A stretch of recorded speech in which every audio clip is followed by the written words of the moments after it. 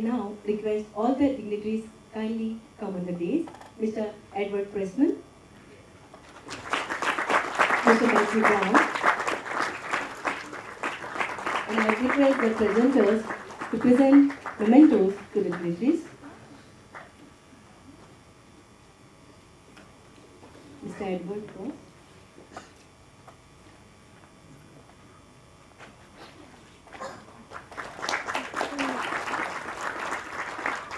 Mr. Matthew Brown.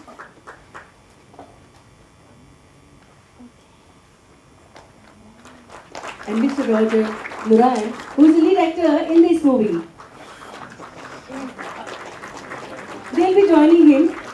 If in case your questions fall short, they'll be joining, they'll be telling all the production during this. And to tell more about Mr. Edward, he has acknowledged with so many awards, esteemed Chevalier des Arts et Lettres Matter. He received tributes from the National Film Theatre in London, New York's Museum of Modern Art, Pacific Film Archives, and Brooklyn Academy of Music's with the RFB Gotham Award for Lifetime Achievement. Mr. Pressman especially is discovering new talents.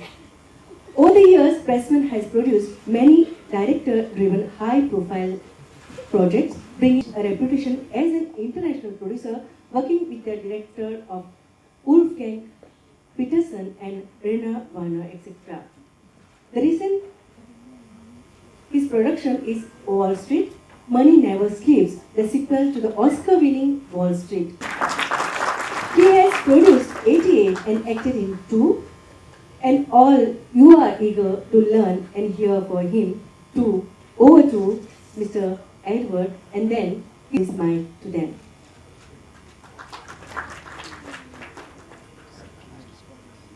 It's a very kind lady introduced all of us.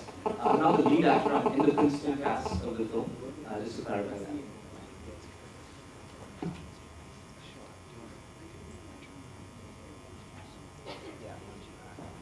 I just wanted to have Ed, who's like a guru to all of us, very rightly in the master class today to teach all of us. If you would just start off with a few words and then we can launch the questions and I'll open it up to the audience. Thank you. So, I started producing films in the late 70s, early 80s. When film was seemed to be changing the world. It was a time when the auteur. Can you hear me? Yeah. Sorry. Yeah, I grew up believing in the auteur theory that the films that I'm attracted to produce are the works of a singular writer-director like that, like Oliver Stone, like Terrence Malick, like David Byrne, like Jason Reitman, Catherine Bigelow, and that, the impulse for me to make a film is the individual filmmaker and the passion that that filmmaker brings to the screen. There are different ways to produce films. That happens to be the way I learned about film. I started out in what I've been doing for the last close to 40 years. And I think the result of that instinct with Matt has proven that it still works. and Matt had an idea for making this film, The Man Who Knew Infinity, about 10 years ago. And this one, I learned about the story and met Matt and saw his passion for the film, and that passion translated into, even though he hadn't done much work, it was a very clearly intelligent and very cinematic idea of how to translate the film, and that's what attracted Dev Patel and Jeremy Irons, and that's what made the film happen. So I'm very proud to be here with Matt and be sharing this occasion with him, and I'm sure Matt can answer the more filmmaking issues that you might want to ask. So, good to be with you. Thank you, Ed. I think that's what Matt explained to me from the beginning. And I remember a lunch we had with Jeremy Irons, who I know is from Universal Fortune, and Jeremy was not familiar with the story, but read the script, and then when he met Matt, he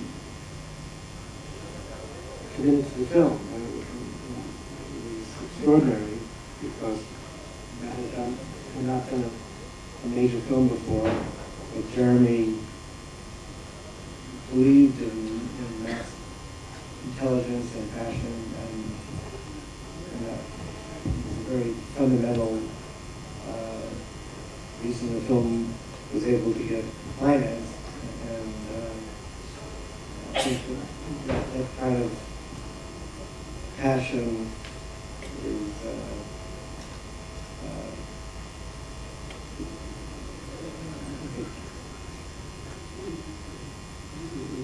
communicable to other artists, and that's how Dev Patel became involved.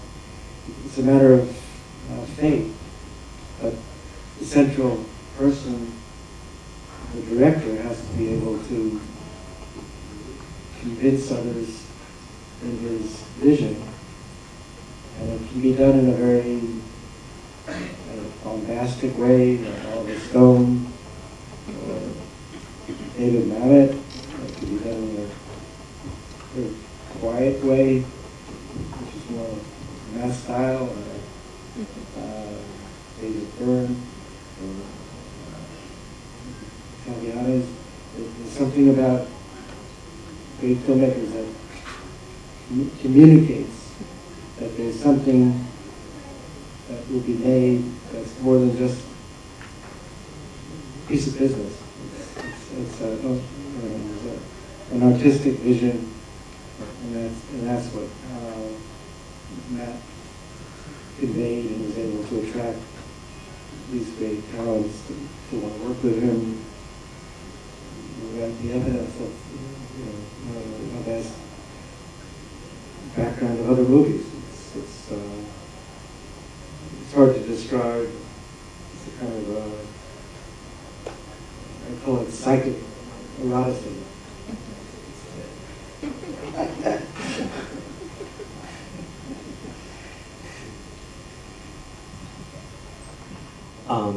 As far as the process of development, Matt, how did you go about developing this book into a screenplay? Because I've read the book myself 4 or 5 times, and it's such a detailed, comprehensive story.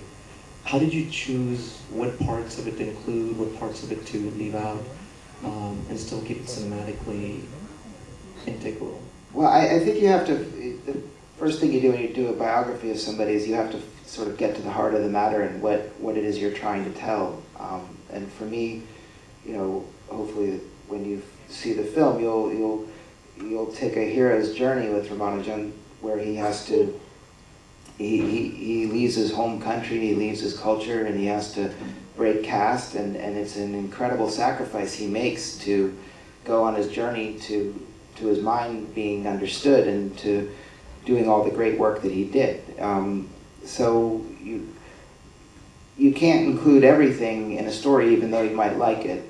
So we chose, in this case, to deal with the year before he left for England, and then the time he was in England. And really, I did a filmmaker lab with with the script, and really one of the things I learned in it, and you were part of that lab, Raj,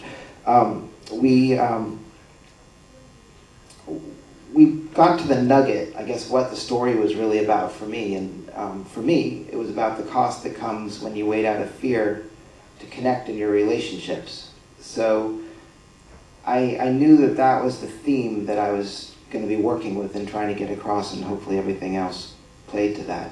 So. Thanks, man.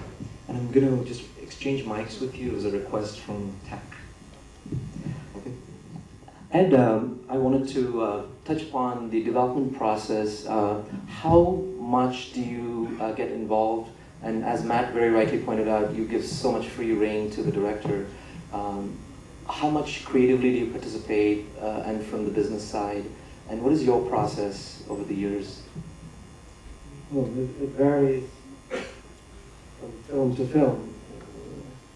Working with Oliver Stone on The Hand, which was his first film, I was very involved in the whole process and casting and deciding on the composer and the production crew and all the details. By the time we were doing Wall Street, Oliver had become a very established director, and so the relationship was totally different. And he was a very accomplished director, and my function became to provide the financial context, basically, to make the film. I think with Matt, even though he hasn't done a lot of films, he created a screenplay that represented the film from the beginning, and his instincts were very sophisticated and well beyond what one would think. He hadn't done a lot of films before, so I guess my function in this film was to help knowing Jeremy Irons and bringing him into the picture, and working on the financing and distribution for the film, because I think Matt had a clear idea and cast the film from an actor point of view, and the crew he selected and the people that were surrounded. His instincts were very astute, and so it was an easy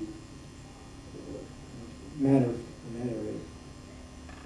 I think one of the biggest things. Can everyone hear from that last point to Mr. Edward? Because there is some technical fault with the mic, so can we change Mr. Edward's mic with Mr. Matthews? Sorry to interrupt.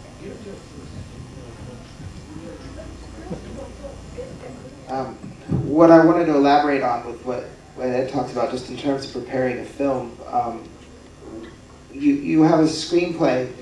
I'm a writer and a director, but as a writer, you have this opportunity to really form what it is you're going to have your vision be for the film. And then when it comes time and you get lucky enough to make your film, the actual making of it, it's incredibly important that you surround yourself with people who are amazing. Just like Ed, I found an incredible cinematographer in Larry Smith. I found Luciana Origi, who did the production design, Anne Masgray, who did the costumes, my brother, who did the music, his name is Kobe Brown, and Sai, say his last name properly, Shravanam? Yeah, Sai Shravanam, who helped with the Indian music. He had worked on Life of Pi, and he came onto our film through my brother to work on the music, and that was incredible. So when you have great leaders in the department heads that you choose, then it makes your life a whole lot easier as a director, because you can trust that if you have them on the same page with you, with your vision, then you can trust them, and that's a really big deal. And we were very fortunate. Thank you. Can everyone hear me in the back row there? Okay, great. I'll try to speak up as much as I can. Matt, I would like to touch upon the directorial aspect of the film. Like when right after development, did you have choices of how you wanted to approach this directing-wise? Did that evolve and change, as you were getting ready to shoot? What was the process for you with the directing? Well, like I was just saying, I think one of the decisions that you make. I worked with the small little film I did, the first film, many, many, many years before. I worked with a really great cinematographer named Bill Butler. He had done Jaws and The Conversation, and he said to me, well, 90% of your film is going to be determined on before you get to the set, because it's the casting you've done. And your casting is going to determine 90%. And you know, one of the actors actually on that little film told me, he said, you're going to be stuck with me long after I'm gone, So you're going to be looking at my ugly mug, and it's really true. So the decisions you make in casting, I think, they can't be any bigger, and you get a lot of pressure as a director to take people with bigger names and who can mean more financially. But if you have a really great producer like Ed, they'll encourage you to go with the best actor in cases where you have the option to. And we were very fortunate on this film to have actors of the highest quality. I mean, Stephen Fry, Toby Jones, Jeremy Northam, across the board. It was a who's who of great British actors and Indian actors and Driddyman and Arundhati Nag, and we were very fortunate. And then after that, like I was saying before, you have the next set of decisions. And I would actually go further than Bill saying 90%, the other 90%, so now we're at 180%, it probably doesn't make any sense, but it is picking your keys, and that's enormously important. You have to have people that will share your vision and who are capable of executing it. I think what's important is, I think sometimes if a director is too nice, the film doesn't turn out so great.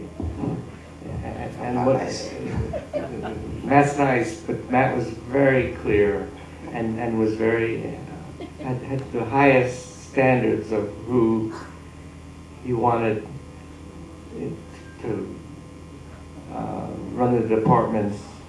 Like he said, the caliber of crew was very high, even though our budget was very low. And Matt stuck to his guns, and by being as clear that who he wanted as a production designer and who he wanted as a cinematographer, gave me the confidence to back it. Because if the director is vague and indecisive, it's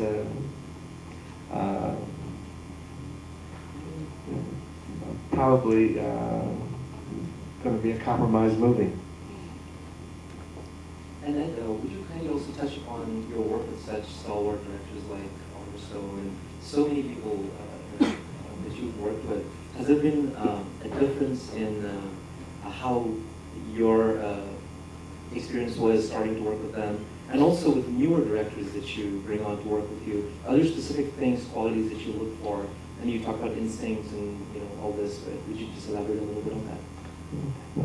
Like I said, I call it erotics, psychic eroticism. It's charisma. It's something that those directors bring that attracts the kind of crew and actors of the level that can make a great movie. And it's hard to define how that is communicated, but it's it's Oliver had a clear vision. We met when he wrote the first version of Conan the Barbarian, and he wrote a script that was like Dante's Inferno. It was amazing, and he had a script as a kind of writing sample called Platoon, and it was clear that this guy knew what he was doing, and he was very certain in his vision. And the first film we did together was not a success, but it established his career as a director. It was a film called The Hand with Michael Caine. And this is how I met my wife, Annie, who's here, who was Annie was an actress in the film and was terrific. So I'm thankful for Oliver to have introduced me to Annie.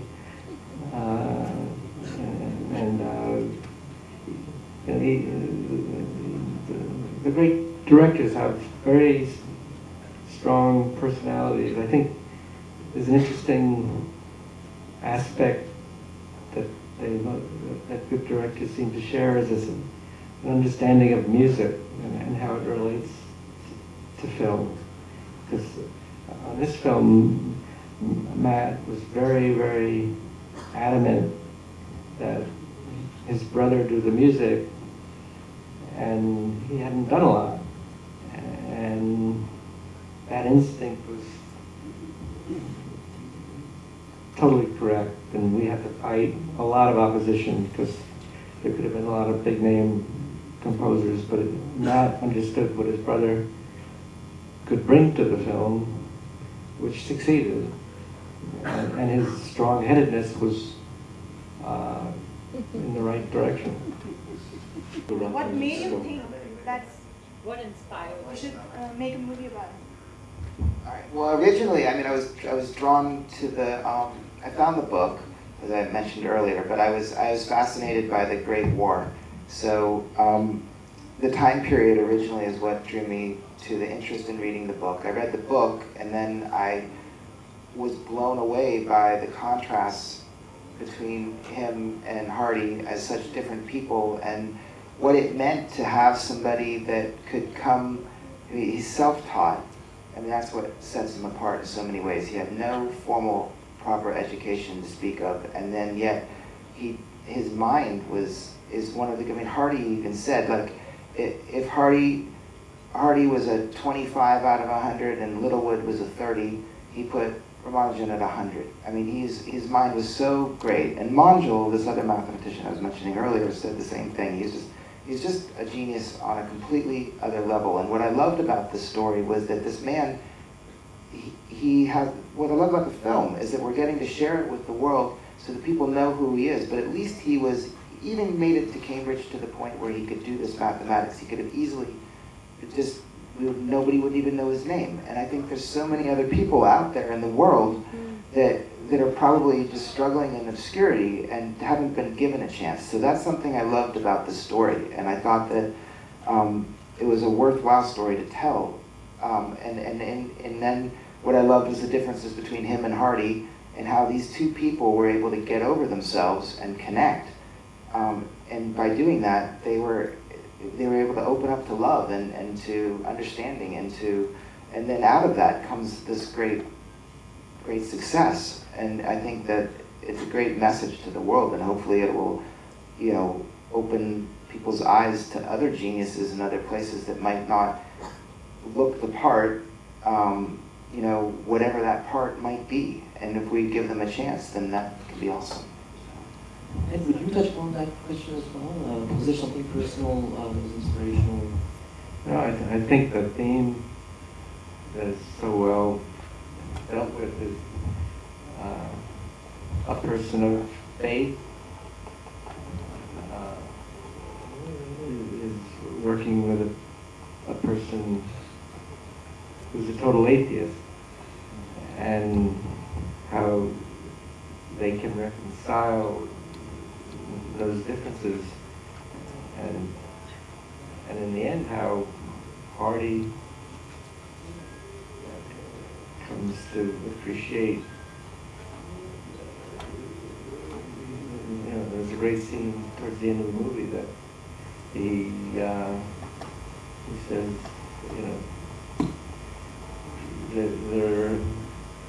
I believe in the genius of Ramanujan, and he believes in this order in the world, and who am I to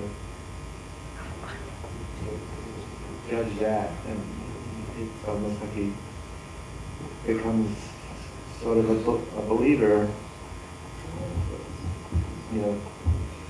through this amazing personal relationship that I mean,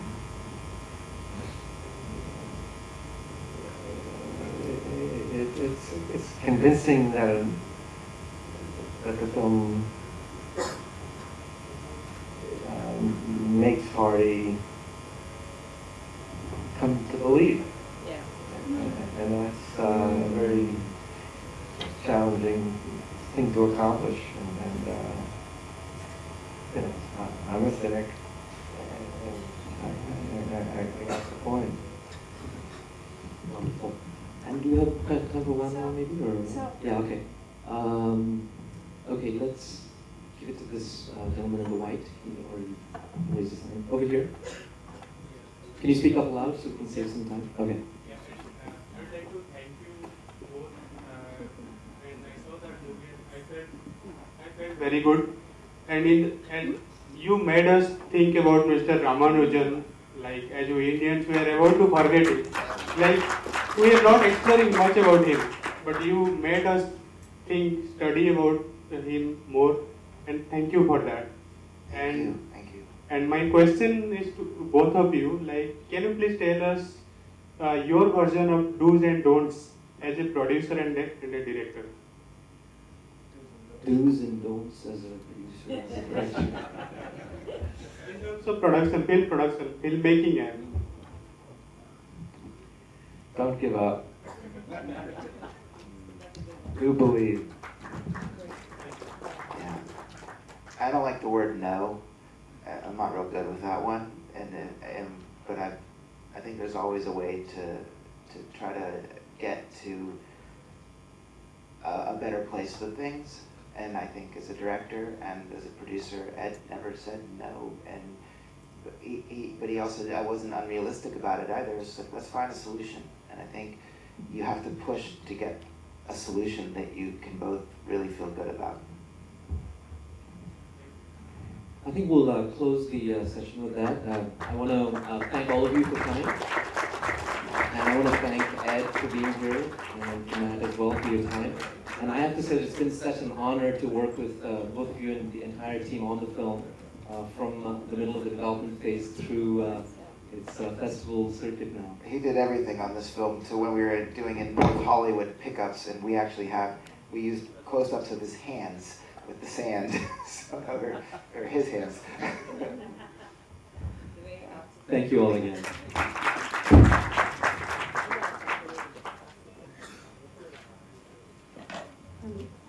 Don't give up is the mantra. On behalf of DFF and the ESG, we thank Mr. Edward Pressman, Mr. Matthew Brown, and Mr. Roger Narayan for your resourceful contribution to enlighten the minds of all the delegates, students, and the film lovers.